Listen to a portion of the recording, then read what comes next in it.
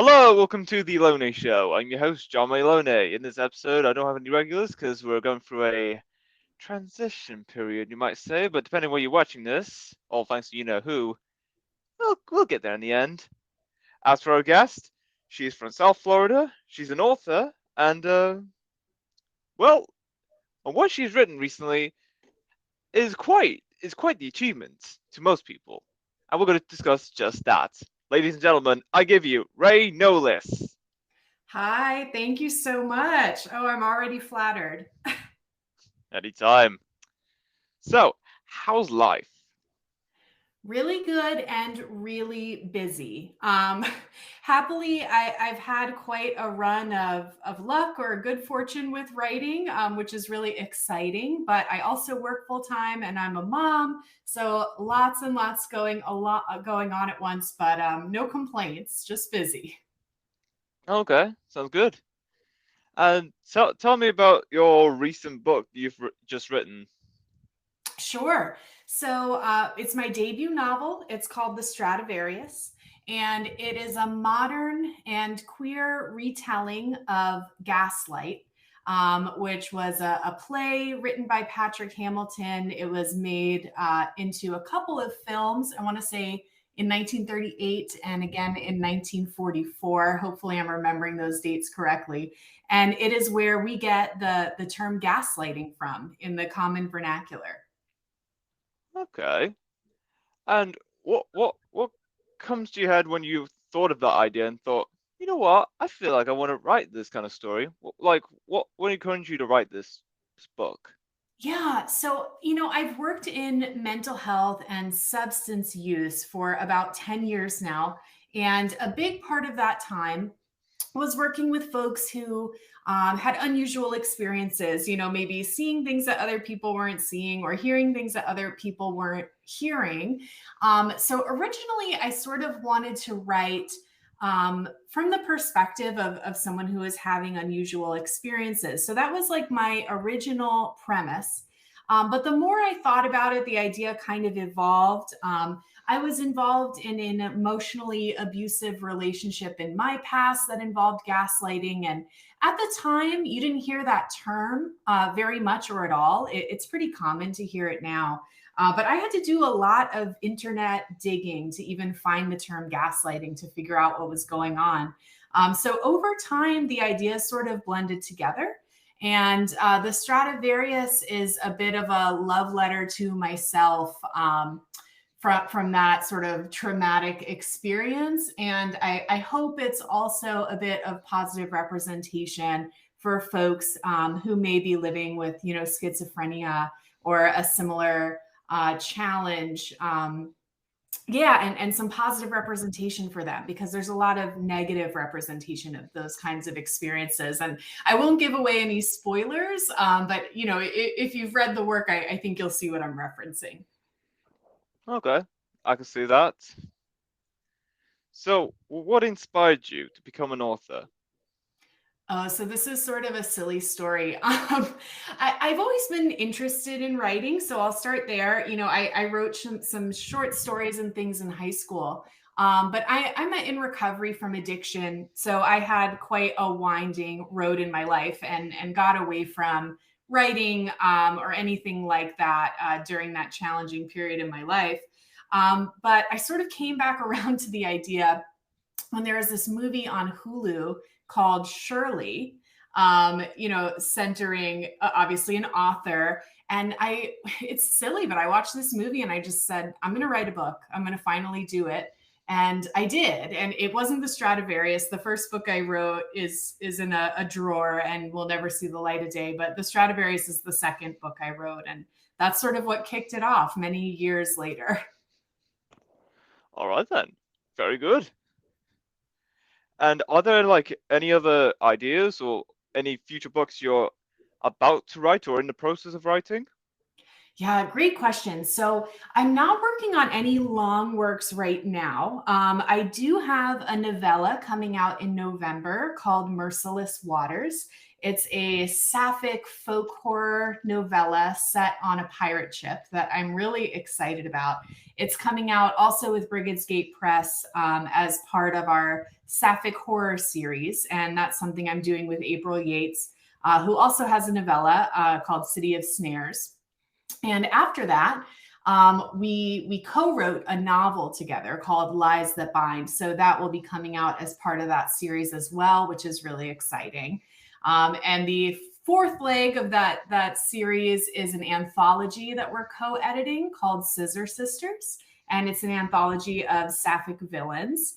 And the open call for that is through the month of May. So looking forward to that. But no, so the past few months, I've written some short stories and happy to announce some of those coming out soon. But I'm not currently working on any long works. Okay, that's all right then. Yeah, plenty going on anyway.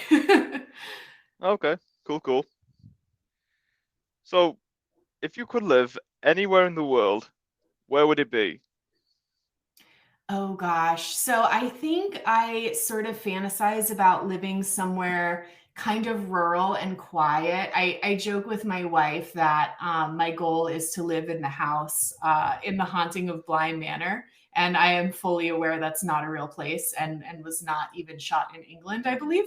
Um, but in my fantasy, right, I have like a very old manor home.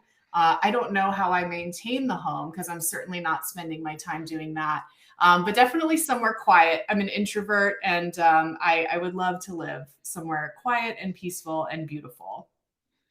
Oh, yes, so do I. How do you usually get your news?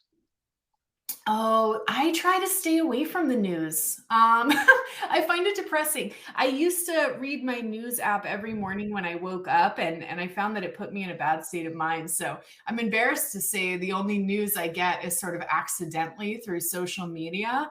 And of course, I always take that with a grain of salt. You know what? I fully understand what you're saying because the last few guys I had in the past 2 weeks or so, I've asked them what news story they found, and they always said, I try to stay away from the news. It's a bit negative. It puts me down, whatever. So I find your response fully understandable for sure. Yeah, thank you. And I live in Florida, which I don't know if you know or not right now, but has a lot of really terrible pending legislation going on. So it's an especially tenuous time in the news for us. So yeah, absolutely trying to stay away. Oh yeah, of course. If you could bring back any fashion trend, what would it be? Oh, that's so funny. I'm horrible at dressing and I have no sense of fashion. So I don't even think I can answer this question. I really wear like whatever is comfortable. So I guess if that was a fashion trend, I would bring that back, like sweatpants and tank tops. I don't know if it was ever a trend, but that's pretty much my uniform. Hmm, interesting. If you had to pick any character in a book, movie, or TV show, who is most similar to you? Oh, wow. I really am not sure. I don't, That's a great question. I would really have to think about that. Maybe the portrayal of Shirley Jackson in Shirley, to be honest with you. A little unhinged around the edges, reclusive, doesn't really want to interact with other people, obsessive about stories. I can relate to those things. I'm hopefully a little more put together than that portrayal, but that's what comes to mind. Okay, cool, cool. How did you spend your last birthday? I do not even recall. Generally, I like to take a little trip for my birthdays. So I can tell you, not last year, but the year prior, we went to a cabin in Tennessee and had a very quiet, peaceful time up in the mountains there. But I'm not even sure what I did last birthday, to be honest with you. Okay, okay. Have you ever thought about trying out space tourism? Oh, no. I get motion sickness, so I don't do well with traveling as much as I like it. So the idea of being in a spaceship, no, thank you. I'd be ill the whole time. Plus, I'm such a big consumer of horror. All I could think about was the many ways that that would end badly. So that's not for me. No, thank you. Oh, okay, fair enough. What flavor of ice cream do you wish existed?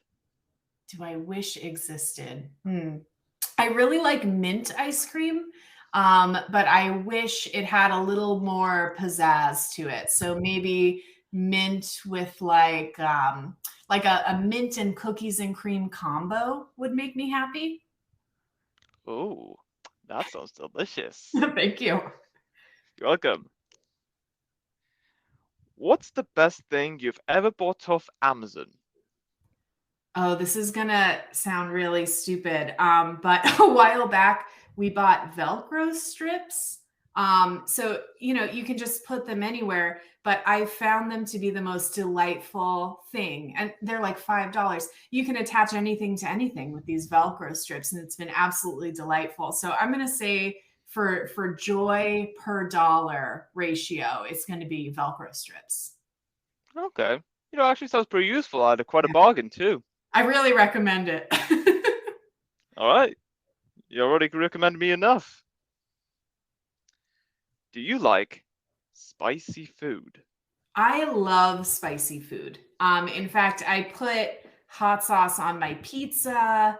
I like, Thai spicy food, which is notoriously very spicy. I even use spicy marinara sauce in my spaghetti. So that's a resounding yes. Fabulous. If your life was a meal, what kind of meal would it be? Hmm. I'm going to say crab legs. One, because it's my favorite food, but two, because I think, there's a metaphor somewhere here about having to do a lot of work to break open the shells, but then having a nice treat once you do all that. So I think crab legs. Oh, okay. Cool, cool. And I know you've already mentioned this to some extent, but do you ever like travel often in situations you won't feel motion sickness? Yeah, I managed to do quite a bit of traveling anyway. I take a lot of Dramamine, but I travel for work and for fun. One of my big, I don't know if it's a regret because it wasn't really my fault, but my wife and I had a whole trip to Iceland planned for July of 2020. So you can imagine what happened with that trip. It didn't happen. But yeah, I travel quite a bit. I mentioned I live in Florida, so I'm about 10 minutes from the port. So I've taken quite a few cruises. We've done some road trips. There's a lot of nice cities in Florida. St. Augustine is really beautiful. So sometimes we'll drive up there. But I've done a pretty good job of getting around travel wise, despite the nausea. Okay, that's good. Yeah. If you had a song for every time you entered the room, what song would that be? I would really like it to be the final countdown. That feels really ominous and dramatic, and I think that would be fun. Yeah, it sure would be. In what situation or place would you feel the most out of place in? Oh, a crowd. Really, any crowd. If I had to get more specific, maybe like a crowded concert where people are dancing, because I also am not a dancer. I don't dance in public. That's one of my nightmare scenarios. So, between being afraid of crowds and not wanting to dance, I think a crowded concert where people were dancing would be my worst case scenario. Okay, cool, cool. If you could travel back in time, what decade would you want to live in?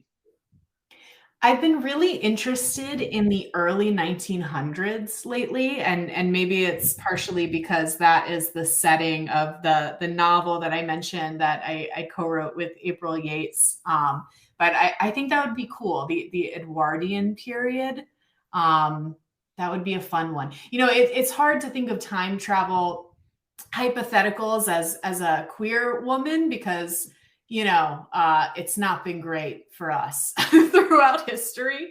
But merely based on like aesthetics, I'm gonna go like early 1900s. Sweet. If you could get an exotic pet, what kind of companion would you like to have? Okay, so this one is a toss up between a raccoon and a fox.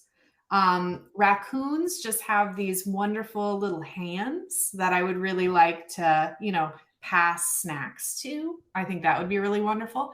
But foxes are just so beautiful and they make these noises which are equal parts cute and horrible. So it's a tie. Hmm. Okay, I can see the toss up, kind of. What app can you not believe someone hasn't made yet? Ooh. I feel like I had an idea for an app and now it's not coming to me. I think it'd be wonderful if we could get an app around tracking submissions of writing pieces. And we do have a website, which is absolutely wonderful, the submission grinder. But I think it would be really cool to create an app that can do that. Because, if it's like a full time job tracking that kind of stuff. Hmm. Yeah, I can see that. What is your favorite holiday tradition? Holiday tradition. My family doesn't have a ton of traditions. We're a very small family, but I'll say that on Thanksgiving, my mom makes stuffing and gravy, and I look forward to it all year. And it's nothing special; it's just boxed stuffing, and I'm pretty sure gravy from a powder. Um, but it's one of my favorites, so that's what's coming to mind. Oh, okay, cool, cool. If your mind was an island, what would it look like? If my mind was an island. So it's funny you say that because one of the meanings of my maiden name is island. I think if my mind was an island, it would be busy, a lot going on, maybe like a lot of birds buzzing around and lots of wildflowers and fire ants. And I say that because I have a lot of anxiety. So there's have to be some unpleasant creatures in there that I'm trying to avoid. Ah, all right then. What restaurant do you eat at most? Oh, what restaurant do I eat at most? I'm pretty boring when it comes to food, and I tend to eat the same things over and over. But there's a place near our house. It's called Sicilian Oven, and they do. It's called a stack, and it's fried eggplant, fresh tomato, and fresh mozzarella with a balsamic reduction. And that's definitely one of my most frequent meals. Oh, okay. What could you give a 40-minute presentation on without any preparation? Oh gosh, a few things. So I think I could spout on for a long time about queer horror, about erotic horror, about mental health, about substance use, because that's sort of my field and my full time job life. But I love to talk, so I think there's probably quite a few things that I could horses. Ah, cool, cool, sweet. Is there an app you hate but you still use anyway? Yeah, I think all the apps fall into that category. I don't think I'm unique in this. I have both a hate love relationship with social media and sort of the being on my phone all the time in general. It's very addictive. So I feel much better when I'm not doing that, but I feel compulsively pulled into it all the time. So I'm going to just blanket all of them and remember with nostalgia a time before smartphones. Sweet. Would you rather never use social media again or never watch another movie slash TV show again? Oh, definitely never use social media again. I absolutely love movies and TV shows, specifically of the horror variety. I couldn't let that go. Fair enough, I can understand. And this is only coming from the top of my head. If you had 500 acres of land, what would you use it for? So I would want like a moderately sized house and then a couple horses and some goats. And I would want to leave it pretty natural and put a fence around it. Because I think I told you my dream is really to be left alone and just be there, maybe with my family, but with lots of nature all around me. Ah, brilliant. Do you prefer headphones or earbuds? I use earbuds, but I don't love it. So I'm going to say I think I prefer headphones because I think earbuds hurt my ears sometimes. Yeah, I can understand. I just pick whatever makes me. I just pick whatever I can lie down comfortably in bed with, without, yeah, what you just Yeah. said. I think I need to buy a good pair of Bluetooth headphones, to be honest, because I think all I have for Bluetooth is the earbuds right now, but they're not comfortable, especially to lay down with. Yeah, I suppose so. Would you rather speak all languages or talk to animals? Oh, speak all languages. I don't speak any other languages, and I'm so in awe of folks that can speak different languages. I think it's so cool, and I wish that I could. Yeah, me too. What is something people are always surprised to learn about you? Oh, I get a lot of surprise when I tell people that I'm in recovery from addiction. Which I guess maybe is a good thing, considering it's heavily stigmatized. So I take that surprise to mean that I seem pretty put together, successful, or whatever other implications you can maybe draw from that. Ah, all right then. Have you ever had a paranormal experience? I don't know. So growing up, I would have sleepovers, and my friends would say that they saw people in white walking outside my window, and this would happen for the whole time that I lived in that house. I never really saw them. There were a few times that maybe my door would open or shut, and definitely in my child mind, I thought it was paranormal. But looking back, who knows? Could have been the AC kicking on. Hard to say. But I like the idea that it's possible. I don't consider myself like a strong believer or a strong critic. I like the possibility of it. All right then. Fabulous. What's your favorite season? So again, I live in Florida and we don't really have seasons. It's something that I feel like I really miss out on. Theoretically, I think it's autumn, but we don't really have autumn. So I'm going to say, those couple weeks when it's cooler here is my favorite quote unquote season. Ah, nice, nice. If you opened a business, what kind of business would it be? Oh, I would never open a business. I'm so risk averse and anxious. I could just never do that. Um, my wife is in the restaurant industry and dreams of maybe one day owning her own restaurant. So I would say if I was ever going to own a business, it would probably be in name only, and it would be a restaurant that she was really responsible for. Okay, that's fair.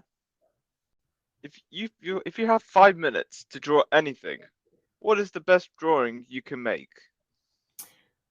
I have no skills in drawing, but I think the best I could do is a very sad butterfly that probably any person over the age of 10 could draw something much better. Okay. What should they teach in high school, but they don't? Oh, I think money management for sure. The basics of investing, the basics of doing your taxes, all of that information is so important. It sure is. What is something that most people consider to be a luxury, but you don't think you could live without? Hmm. I'm not going to say I couldn't live without it, but I do love the occasional massage. And, I sit in a chair all day and get really intense back pain sometimes. So I wouldn't go so far as to say I can't live without it. But, if I'm thinking a luxury that's pretty close to my need list, at least every once in a while, it would be a nice deep tissue massage. Ah, those are the best. Oh, yeah. Yeah. What's something you really resent paying for? Food. Prices now have just shot through the roof. And, I can't cook. I'm trying to learn, but I'm very used to going out to eat, nothing extravagant, but even, what would be like a casual dining place is so expensive right now. I've been feeling very resentful about that and trying to learn to cook, but not well. Okay, okay. Would you rather have extra fingers or extra toes? Hmm. I think from a pragmatic perspective, it would probably be more helpful to have extra fingers. Okay, I can see that. What is the most comfortable piece of clothing you own? Most of my clothing. I've got a lot of great sweatpants. Big fan of leggings. It's hard to find any clothing I own that is not extraordinarily comfortable. That's really my baseline. Okay, cool, cool. If you had a tattoo right now, what would it be? Oh, well, I have a lot of tattoos right now. If I was gonna get another tattoo, I have a very cool dinosaur tattoo. That's probably my favorite. It's a skull of a raptor. So if I was gonna get one right now in this moment, I might get another dinosaur skull. Hmm, all right then. What kind of music do you often listen to?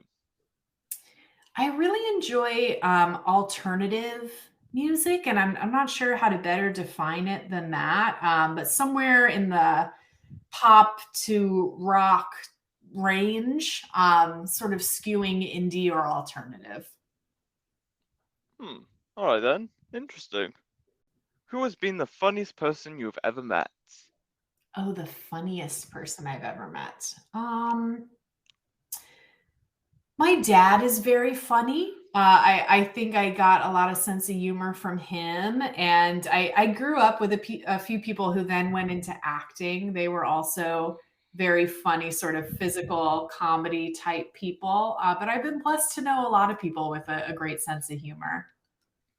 Hmm, that's fantastic.